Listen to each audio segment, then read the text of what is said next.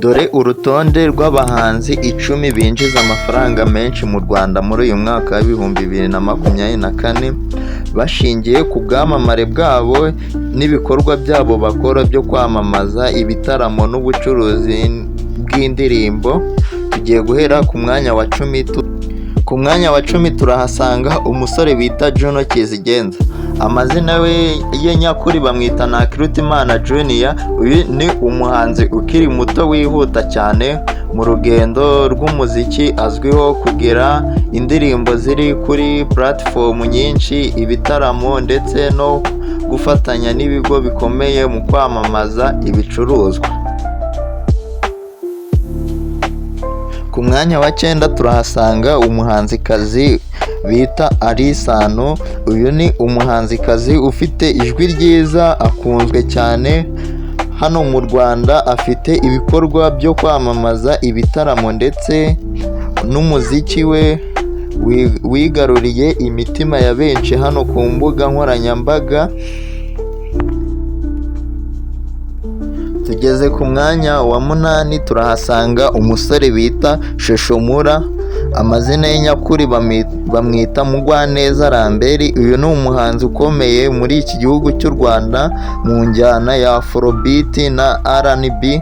Akora ibitaramo bikomeye, indirimbo ze zikunzwe cyane hano ku mbuga nkoranyambaga kandi afitanye amasezerano na kompanyi mpuzamahanga mu bijyanye no kwamamaza. Ku mwanya wa 7 turahasanga umugabo bita Safi Madiba. Amazina ye nyakuri bamwita Niyibikora Safi, wahoze mu itsinda rya Bunny Boys. Kuri ubu akaba akora ku giti cye kandi akunzwe cyane. Afite ibikorwa byo kwamamaza, gukora indirimbo zicuruzwa cyane ndetse n'ibitaramo. Ku mwanya wa 6 turahasanga umuhanzi bita Butera Knowless. Amazina ye nyakuri bamwita Butera Janine. Uyu ni umuhanzikazi ukomeye kandi ukunzwe gukora ibitaramo bitandukanye mu Rwanda. Afite ibikorwa byo kwamamaza ubucuruzi bituma akomeza kuba ku isonga mu bahanzi b'abagore binjiza amafaranga menshi mu Rwanda. Ku mwanya wa 5 turahasanga umusore bita King James. Amazina ye nyakuri bamwita Ruhumuriza James. Uyu ni umuhanzi ufite ubunararibonye mu muziki wa R&B, akaba akora ibitaramo, ibikorwa byo kwamamaza ibigo bikomeye no kugurisha umuziki ku mbuga nkoranyambaga. Ibyo byose bikamwinjiriza amafaranga menshi, ariko hari n'indi mishinga afite nzababwira mu kindi kiganiro tuzakorana. Ku mwanya wa 4 turahasanga umugabo bita Riderman. Amazina ye nyakuri bamwita Gatsinzi Emile. Uyu ni umwe mu baraperi bakunzwe cyane mu Rwanda.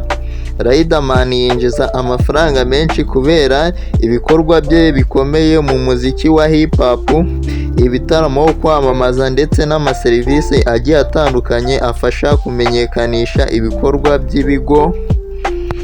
Ku mwanya wa 3 turahasanga umusore bita The Ben. Akaba azwi ku mazina y'inyakuri Ben Mugisha, niyo mazina y'inyakuri. Uyu ni umuhanzi ukomeje kwagura ibikorwa bye hanze y'imbibi z'u Rwanda. Akaba ari umuhanzi ufite ibitaramo bitandukanye, ibikorwa byo kwamamaza n'ubucuruzi bw'umuziki kuri platform zigiye zitandukanye mu bihugu bitandukanye. Ku mwanya wa 2 turahasanga Meddy. Amazina y'inyakuri bamwita Ngabo Medali. Nubwo akorera cyane muri diaspora cyane muri Amerika, Meddy akomeza kuba umwe mu bahanzi bakunzwe cyane mu Rwanda. Yinjiza amafaranga menshi mu bitaramo, umuziki we ukishwa ku mbuga zicuruza indirimbo n'ubufatanye mu kwamamaza. Ndabizi abantu benshi mutegereje kumva uwa mbere. Kanda subscribe kuri channel, ufungura inzogera kugira ngo tuzajye tubasha kubana mu bindi biganiro byacu bigiye bitandukanye. Tugiye kwihuta cyane, tugiye kureba uwa mbere se ninde. nawe urasanga umuntu wa mbere uhembwa amafaranga menshi mu buhanzi ugiye kumubona usanzwe umuzi.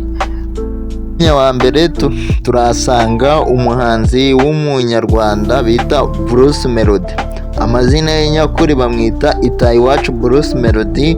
Uyu ni umuhanzi nyarwanda uri ku isonga mu Rwanda muri uyu mwaka w'ibihumbi 2024. Azwiho gukora ibitaramo byinshi bikomeye, ibikorwa byo kwamamaza ibicuruzwa bya kompanyi zikomeye hano mu Rwanda no ku isi hose. Agurisha umuziki ku mbuga nkoranyambaga nka YouTube, Spotify n'izindi mbuga. Uyu ni umuhanzi uhembwa amafaranga menshi hano mu gihugu cy'u Rwanda abikesha imbuga nkoranyambaga zigiye zitandukanye, n'abo agenda yamamariza bakamwishyura. Hari kompanyi nyinshi hano mu Rwanda yamamariza. Kanda subscribe kuri channel, ufungure inzogera, tuzajye tubasha kubana mu bindi biganiro byacu bigiye bitandukanye. Top 10 y'uyu munsi ni ahangaha irangiriye, ariko tuzakomeza n'izindi top 10 tugiye gukora n'amazu yabo, nayo ejo tuzayabagezaho.